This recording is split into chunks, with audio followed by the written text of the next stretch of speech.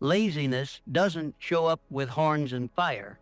It doesn't announce itself as destruction. No, laziness is quiet, polite. It comes wearing soft clothes and offering rest. It whispers, "You've done enough for today." It convinces you you can start tomorrow.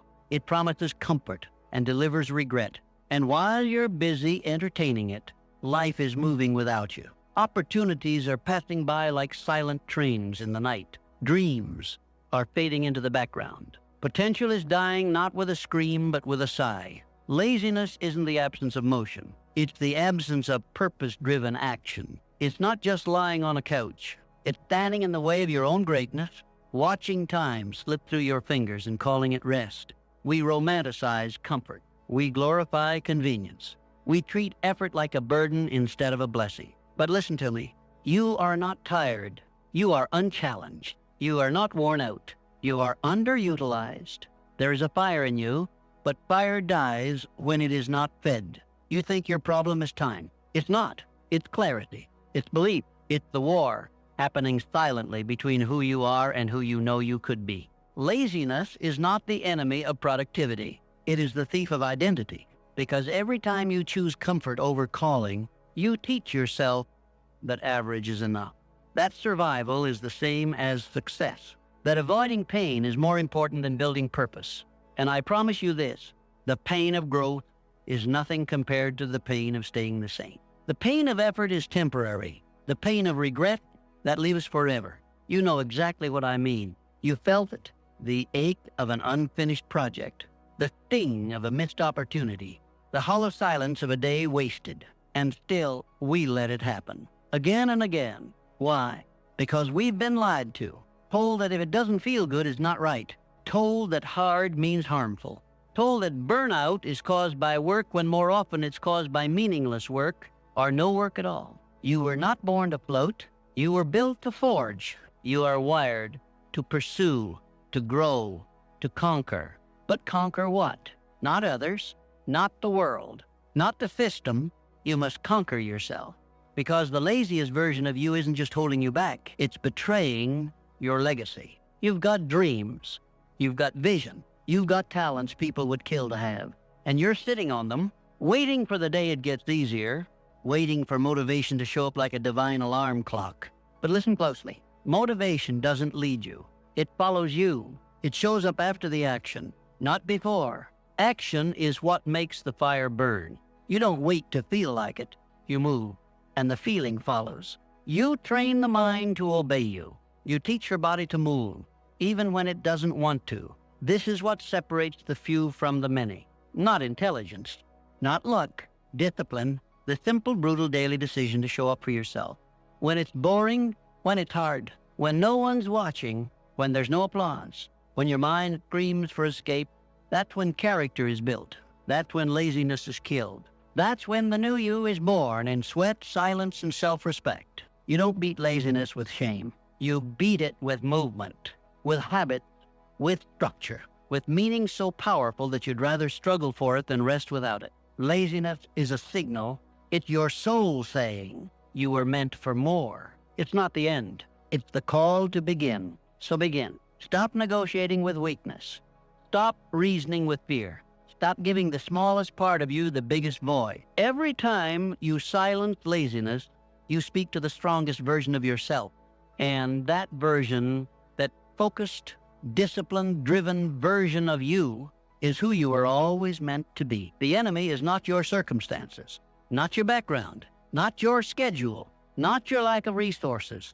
The enemy is the story you keep telling yourself about why you can't start, why it's not the right time, why next week will be different. But if you don't kill that story will kill your future. You don't need more time. You need a reason. You need a vision so vivid that it burns through every excuse. Because laziness can't survive in the presence of vision. It can't breathe in the atmosphere of purpose. Clarity is the antidote to comfort. And if you're tired of waking up to the same version of yourself, you don't need another app, another planner, another motivational quote. You need a mirror and a decision to stop lying to yourself, a decision to stop rehearsing your limitations, a decision to stop allowing the weakest part of you to run the show. Because let's be honest, if you put half the energy into discipline that you've put into delay, your life would already be unrecognizable. If you fed your faith the way you fed your fears, if you worked your plan the way you scroll your feed, if you trained your mind the way you nurture your distractions, be unstoppable. But somewhere along the way, you started believing the lie that effort is optional, that excellence is extra, that greatness is reserved for the lucky. But it's not. It never was. Greatness is a choice. Every single day. You choose it with your morning routine. You choose it with your diet. You choose it with your attitude. You choose it when you get up, even when you're tired. You choose it when you say no to what doesn't serve you, so you can say yes to what builds you. And yes, there will be days when you don't feel like it. That's expected. You're human. But discipline doesn't care how you feel. Discipline listens to one thing, the mission. And your mission? To become who you were born to be, not who you've settled into being. That version of you, the one you see when your eyes are closed and your heart is honest. They're not far away. They're one decision away. 1 hour of focused action away. 1 day of not quitting when it's hard away. That's how you beat laziness. Not with one dramatic burst of effort, but with 1,000 small acts of war against weakness. You don't need to run a marathon today. You need to take one step and not stop. You don't need to be perfect. You need to be persistent. Start where you are, with what you have, and build momentum like your life depends on it, because it does. Because laziness isn't just about lost time. It's about lost identity. Every time you abandon your goals, you teach your mind that your word means nothing. Every time you choose comfort over commitment, you train your body that giving up is normal. You are programming yourself every day for power or passivity. And you cannot live a powerful life with a passive spirit. So fight for it. Fight for your habits. Fight for your energy. Fight for your future.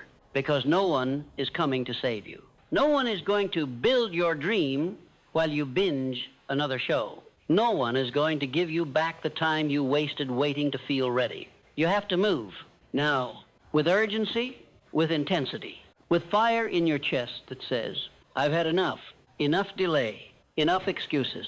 Enough living at 40% when I know I was born for more. And that fire, that internal war cry, will start small. It will begin with waking up on time, drinking water, reading for 10 minutes, working out when it's inconvenient, turning off your phone and turning on your focus. And slowly, brick by brick, you become someone you respect, someone you trust, someone who shows up, not because life got easier, but because you got stronger, because you trained the lazy version of you to step aside. And you put the warrior version in charge, not overnight, not instantly, but relentlessly. That's the only way real growth happens. You wake up, you rise, you move forward. Not because it's easy, but because it's necessary. Not because you always feel strong, but because you finally decided to start negotiating with weakness. Laziness will not take your future. Not this time, not this season. This is the line in the sand, the turning point. The moment where the excuses die and the new you is born. You see, the real battle is never outside of you. Not the competition, not the market, not the people who doubted you. The real battle is between two versions of yourself. The one who says, I'll do it later, and the one who says, I'll do it now. The one who makes excuses, and the one who makes results. The one who survives, and the one who rises. And that war plays out in silence, in private, unseen moments that define the trajectory of your entire life. No applause, no spotlight, just the quiet, painful decision to push when you'd rather pause. To move when your body wants stillness. To believe when your mind is clouded with doubt. Because laziness is not just about physical stillness, it's spiritual stagnation. It's what happens when you stop listening to the higher version of yourself and start listening to comfort, fear, and the short-term fix. And the scariest part? Laziness disguises itself as logic. It'll tell you, you need a break. You've worked enough. You're not ready. You deserve this rest. But what you really deserve is progress.